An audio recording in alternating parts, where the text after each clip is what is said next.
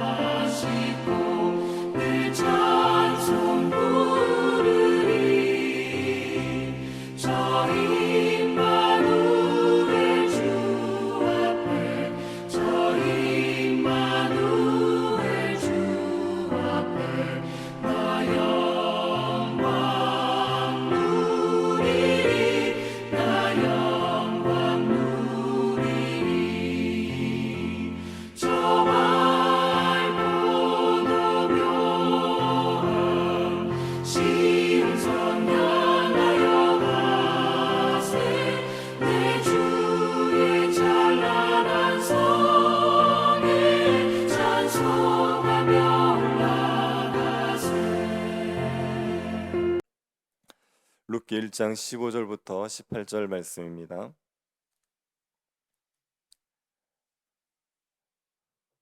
1장 6절부터 18절이 본문인데 15절부터 18절까지만 교독하도록 하겠습니다. 찾으셨으면 교독하도록 하겠습니다. 나오미가 또 이르되 보라 내 동서는 그의 백성과 그의 신들에게로 돌아가나니 너도 너의 동서를 따라 돌아가라 하니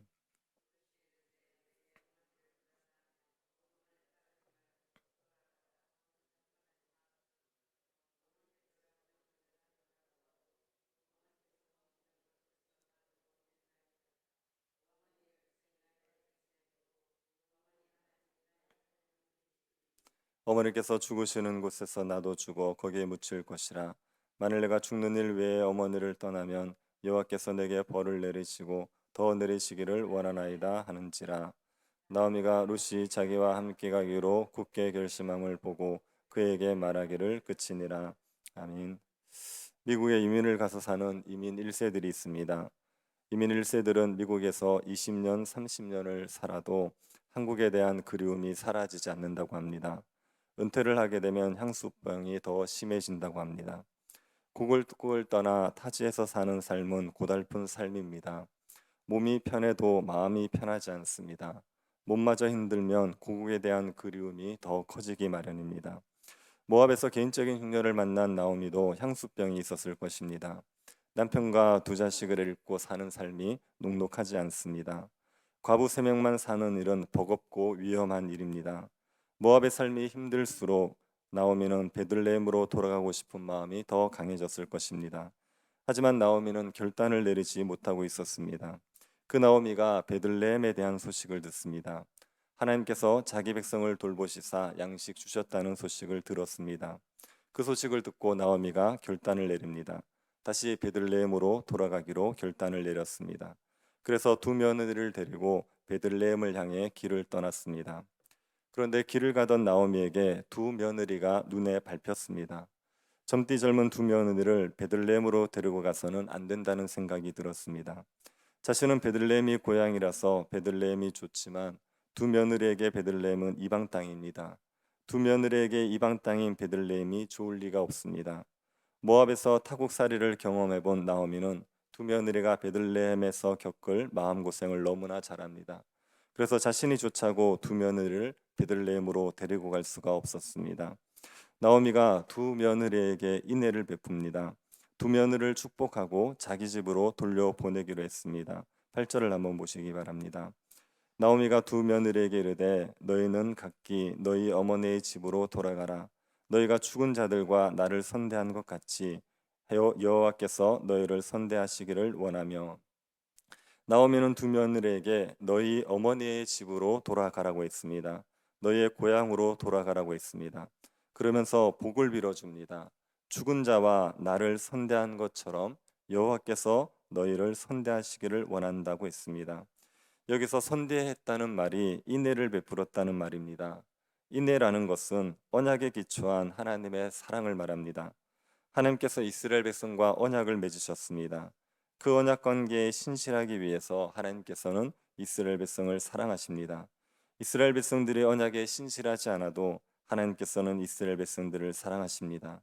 이렇게 언약에 기초한 하나님의 사랑을 가리켜서 헤세드, 인애라고 말합니다. 나오미는 두 며느리가 남편과 시어머니인 자신에게 인애를 베풀었다고 했습니다. 아내로서 또 며느리로서 역할을 신실하게 한 겁니다. 나오미는 며느리들의 인애에 대해서 하나님께서 인애로 갚아 주시기를 구하고 있습니다. 하나님께서 두 며느리를 마치 하나님의 언약 백성처럼 사랑해 주시기를 구하고 있습니다.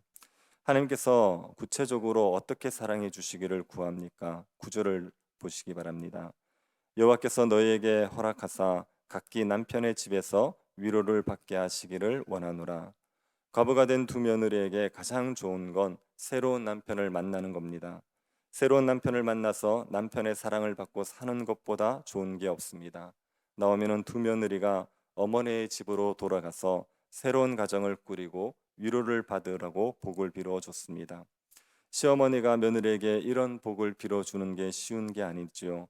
자기만 생각하는 시어머니는 며느리가 새로운 가정을 꾸리기를 원하지 않습니다. 늙은 잔씨를 복양하면서 살기를 원합니다. 그런데 나오미는 두 며느리를 생각해서 인애를 베풀었습니다. 어머니의 집으로 돌아가서 새로운 안식처를 찾으라고 했습니다. 이 나오미의 말에 두 며느리가 어떤 반응을 보였습니까? 소리 높여 울었습니다. 두 며느리는 나오미가 베푼 인애의 자극을 받아 눈물을 흘렸습니다. 그리고 나오미에게 우리는 어머니와 함께 어머니의 백성에게로 돌아가겠다고 했습니다. 두 며느리는 홀로 된 나오미를 혼자 고향으로 돌려보낼 수가 없었습니다. 그러니 이 두 며느리가 얼마나 착한 며느리입니까? 두 며느리가 울면서 자신을 따르겠다고 했지만 나오미는 마음을 바꾸지 않습니다. 나오미는 두 며느리를 딸들 내 딸들아라고 부르면서 애정을 담아서 다시 한번 돌아가라고 말합니다.